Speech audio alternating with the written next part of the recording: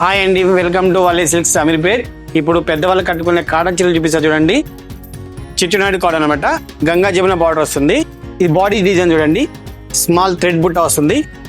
Green and yellow బుట్ట వస్తుంది. Sorry అంతా కింద వచ్చేసి గ్రీన్ కలర్ బార్డర్ అనమాట.